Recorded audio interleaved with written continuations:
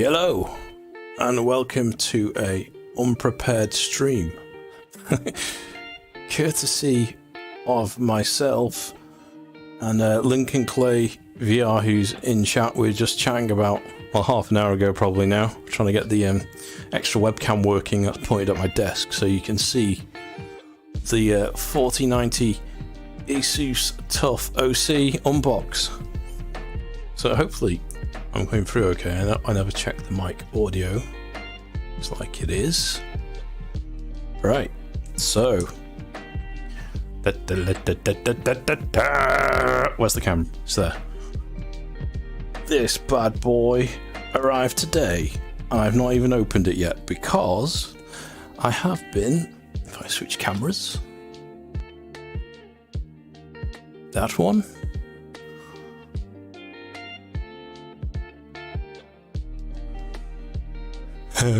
elbow cut,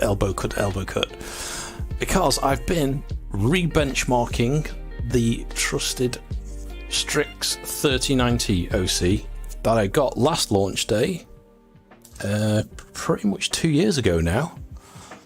So this has done me well, and given I got it at launch, I think I've had my money's worth, because there's still some value left in it. So this is sort of a part exchange upgrade.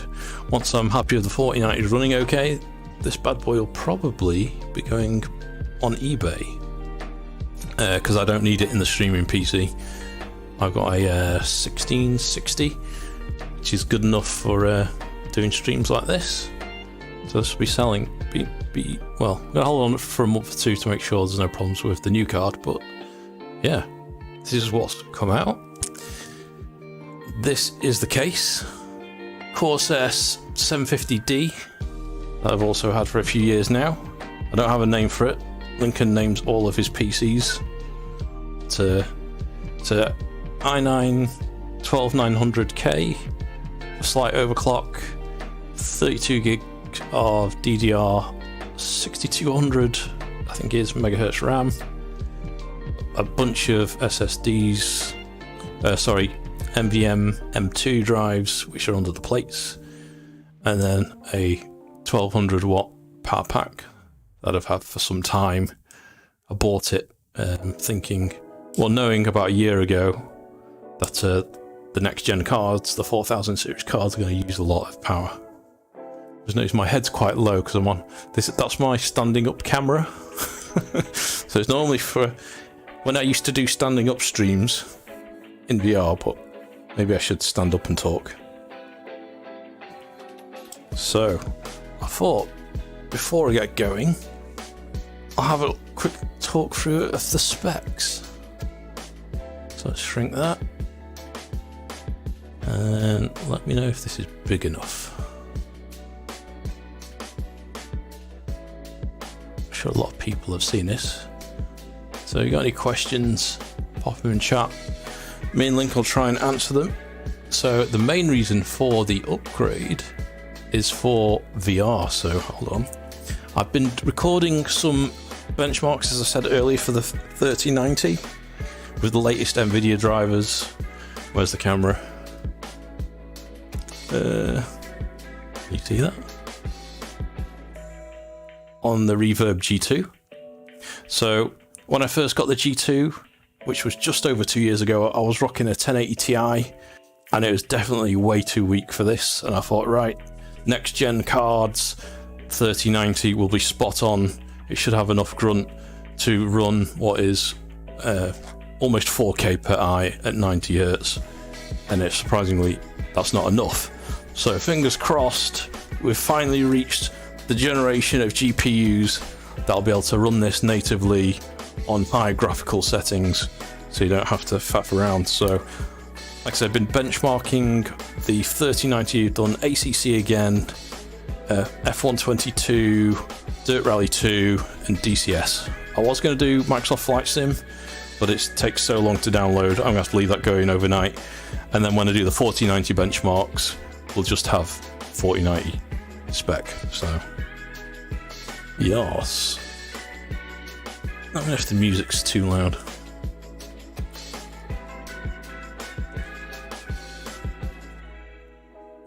Okay. What are we looking at first? Check out the official Asus page, I guess. Because this is the bad boy that I'm going to be unboxing. So, apparently it's a whopper. So we'll be able to put it side by side with the 3090 so you can see the size difference. As it explodes, I think it's very similar to the... so is this the Strix? There's a Strix OC, there's a TUF OC, and then there's a Strix non-OC and TUF non-OC. The Strix OC has a slight clock boost advantage over this, and I believe the heat pipes, the copper pipes, are sunken into the base of the heatsink. On the TUF it isn't, so slightly better cooler on the Strix and a slightly higher clock boost. I'm not sure about if there's any power delivery differences between the two, but this should be enough, hopefully. And they're very hard to get hold of. I was saying to Lincoln before I started the stream, both me and my friend Bob and my other friend who play DCS with, we at 2 o'clock BST, we all had like different windows open on different sites, and we're just trying to click on overclockers, scan, and eBuyer, and they were all timing out. So it is a case of I was lucky to get this, so I'm pretty happy I got a card.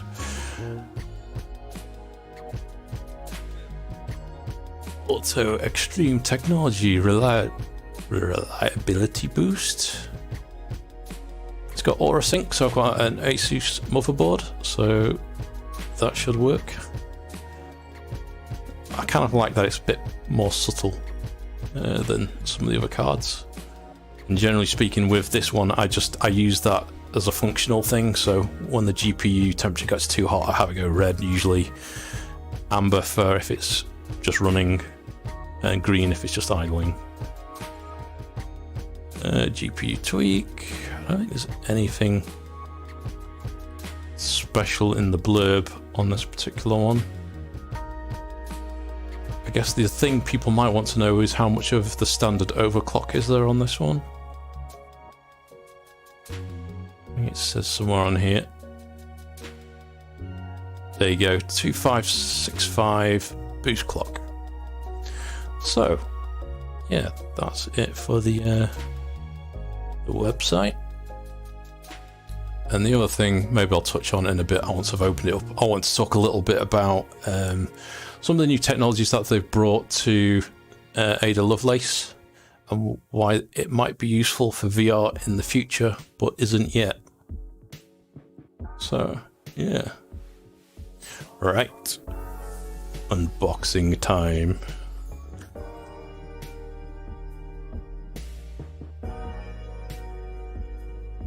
Da-da-da-da-da.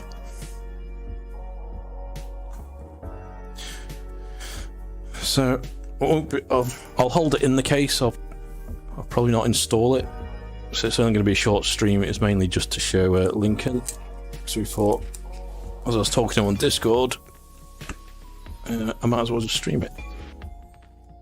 Showtime.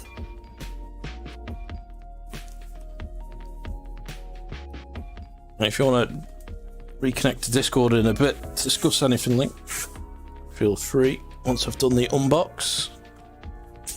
If not, Lincoln's going to have his own stream. I think he wants to talk about Nvidia stuff. Alright, how's the best way to do this? Just temporarily move that out the way.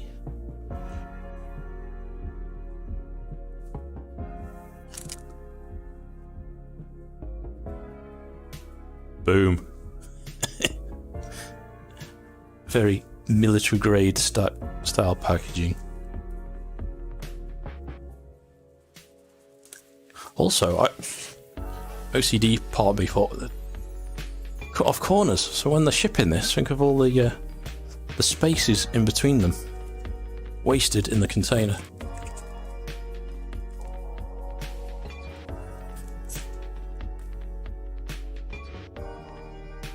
Be a bit better. Oh yeah. Okay, it flips open. Right, what do we got? and get my layers correct. So we've got our power adapter, which I'm going to need to use because I don't have the new funky 16 pin end. And apparently if you just use 3 connectors, it'll be power limited to 400 watts. Is it 400 or 450? Either of the two. And if you want to overclock it further and draw more power, you need to use all 4. And I believe there's some additional pins on the top. I'm going to open it.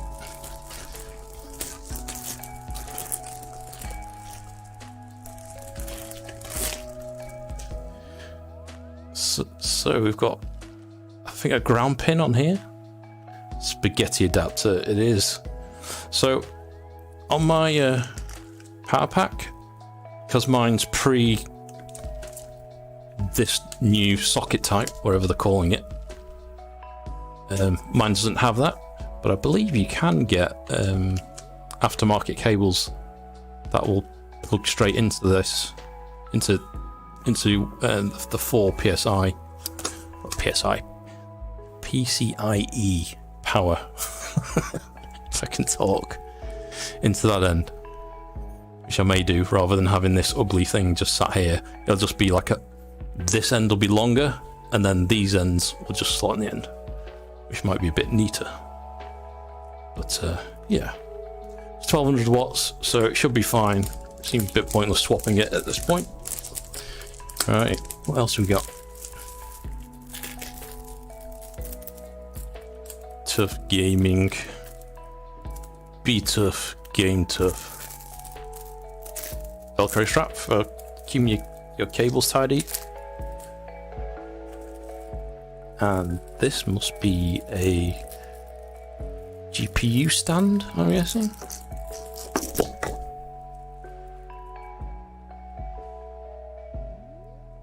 Support stand for the extra weight. So I don't think it's going to be any use to me because this case doesn't have a shelf. So this would, I guess, support the GPU. I guess I could put it there. We'll have to check the height. If not, I might have to order myself one. So yeah, you get one of these little stands.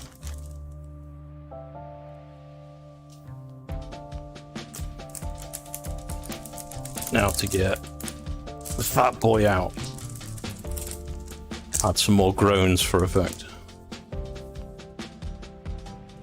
It's also a screwdriver, really. Fancy. Oh, good to know. The manual, which no one ever reads. And software, I guess. Oh no, it'll just be. Is there any point of that these days?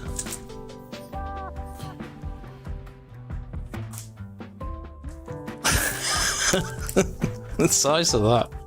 Holy shit. Right, let's get it out. Let's get it out.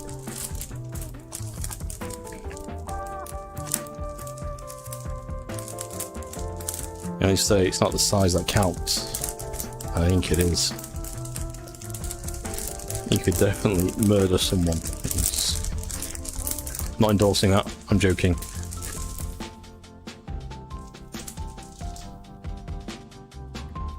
Boom.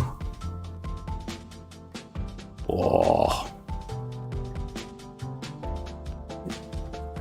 It smells of metal. It is a metal shroud. It definitely feels tough. Let's get this camera in there. Let's get this full screen. Let's sort the layers out. If anyone's old enough to remember Scare Electric, little cars you put on the track, it reminds me of that.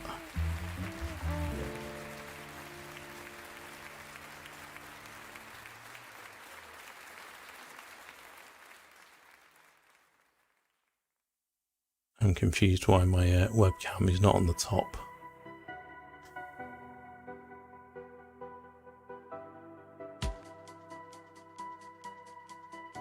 Oh yeah, figured it out. So here we go.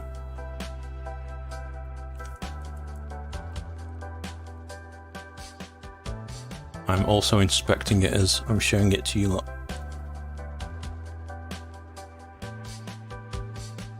Make sure there's no defects since I purchased this myself.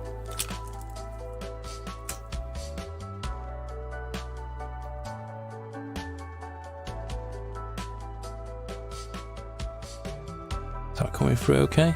Yeah, it is okay. There's a BIOS switch, so on the partner boards you get a performance. Can we see that? Spin it around.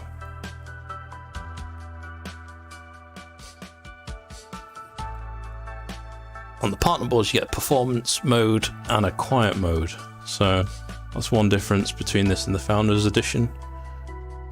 And you can have multiple BIOSes. There's the back of the GPU. I don't know if you remember on the original launch of the 3090 and 3080, there was a whole capacitor gate thing of checking the back of some of the, I think it's the Gigabyte GPUs. They just didn't have all the capacitors on, but the Asus ones had them all on, so they were not subject to tripping out. So in terms of the PCB, it ends there. So obviously we've got cooling here. Typically it blows air downwards, so it's going to suck air from the top and blow it out the bottom. So good bit of ventilation there, and that feels heavy. If you get my scales right, I'll get the 3090 back up just for a scale.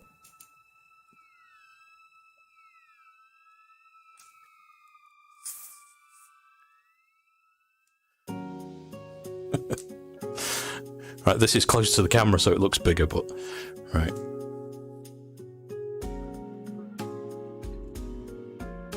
The side shot.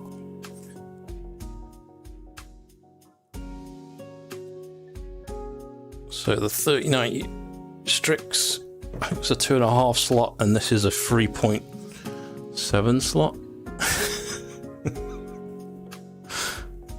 In terms of connectivity at the back, and this is something to check actually, you've got some of the cheaper, I say cheaper in air quotes, 4090s don't have as many outputs. I think we get an extra HDMI on here like you do with the Strix edition, so 3 display ports and 2 HDMIs.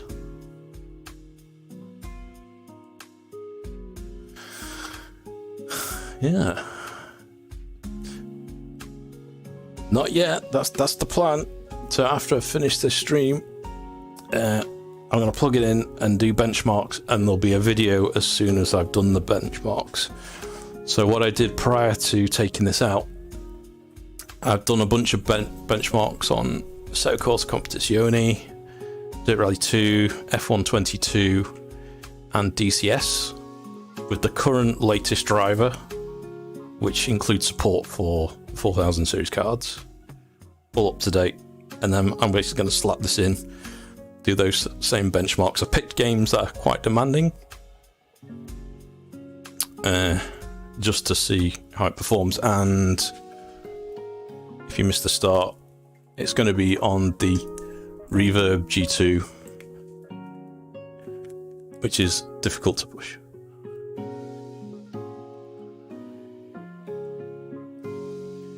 In theory, it should be good. So, from the 3090, the rasterization performance increase is in the region of 80% upwards, so 80 to 100. Some games you won't, if you're CPU bottlenecked, like Microsoft Flight Sim apparently is very CPU limited. I was going to try and benchmark that, but it takes so long to download. I will benchmark it with the 4090. I just don't have a score for the 3090, but I'm sure there'll be lots of VR scores out there already we can compare to. But yeah, that was it. I don't think if there's anything else. So we've done a side by side. Let's look at one above the other.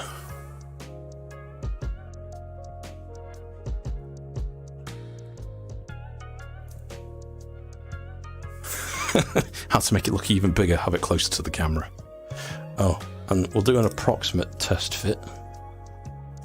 I've got quite a big case, so this is a full tower, 750D, and this is a Asus Z690 Hero motherboard.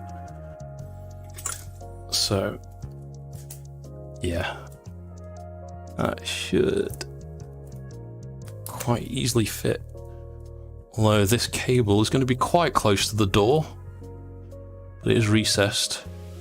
But a few people have asked, will it fit? I think in a full tower case it'll be alright. It's mainly this distance you'll want to double check, and obviously Link, you'll be fine because you're going for the Founders Edition card. It's a bit more reasonable in its sizing.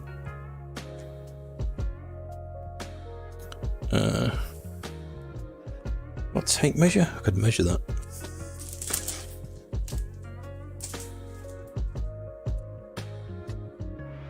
I don't know. I had one. It's downstairs. I'll leave it. Well, the one thing I want to quickly mention back on the website. It looks really dusty on the camera. That actually not that dusty. Okay, it is a little bit. Maybe I'll get the blower on that before I install. So this is the Airflow Edition case. So I've got two, I think the 140mm front fans intakes. I've got one, I think I've got that set to intake as well, blowing air, cold air in from the bottom to on the front. One on the rear. This is a Noctua NHD15 or NH15D Black Edition.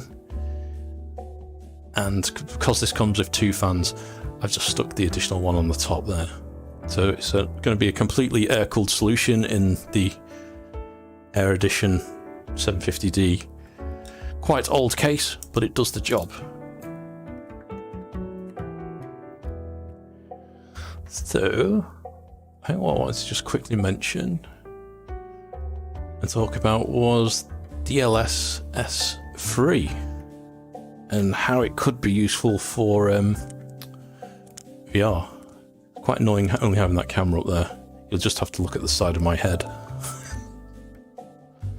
So currently there's no mention of support for VR, and it probably won't be at all directly. However, I've just picked out this part here, optical multi-frame generation.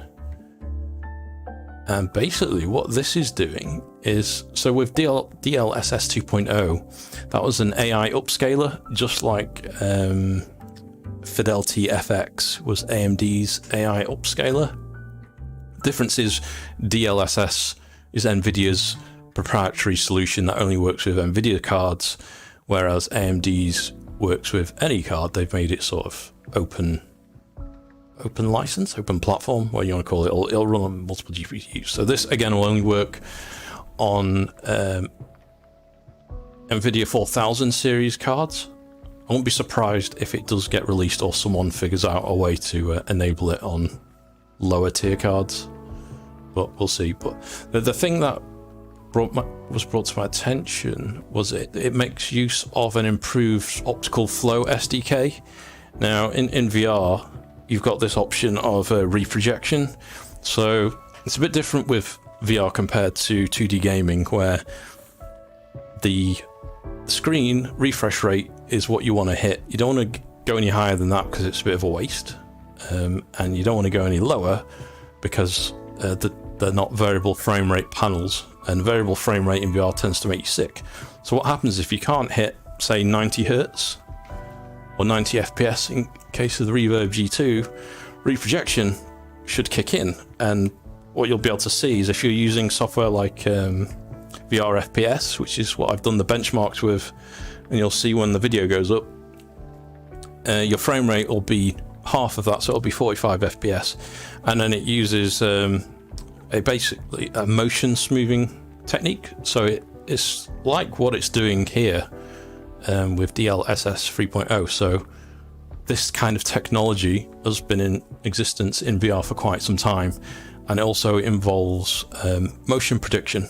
So on Oculus it's called ASW, asynchronous space warp, and I think around about 2016, when the Rift, the first Rift came out, they added support for the optical flow SDK, which is part of the Nvidia development kit, and I believe they've improved that for use with DLSS 3. So what I'm trying to say is we may get an improved set of reprojection technology coming to maybe Steam VR. I doubt Oculus will bother to do it because they're sort of ditching PC VR, but it would be nice if Steam VR updates their reprojection technology to use the latest version of optical flow. You might get reprojection that works a lot better than it does currently. Personally, I don't like it because it gives like a sort of a ghosting effect. So the ideal is always to try and natively hit that resolution, that refresh rate, and not reproject. But if you've got a weaker graphics card, then reprojection can be a good option, especially for slower games like Microsoft Flight Sim. There's other toolkits like the Open XR toolkit people use, but if you don't have the grunt, this might be something we may see coming to VR soon. So that's about it really. Just wanted to show you the unbox, show you the card, and show it to Lincoln, because he was asking about it and he said yes, he'd be interested to see it. So that's about it. How are we doing for time? Half an hour, spot on. I said it'd be about half an hour. So yeah, there you go. If you're new to the channel, then you want to see some actual benchmarks, then keep an eye out, hit the sub button, the bell button, and then you'll be notified when a benchmark video goes up. That's about it. Thanks everyone that turned up. Hope you enjoyed it.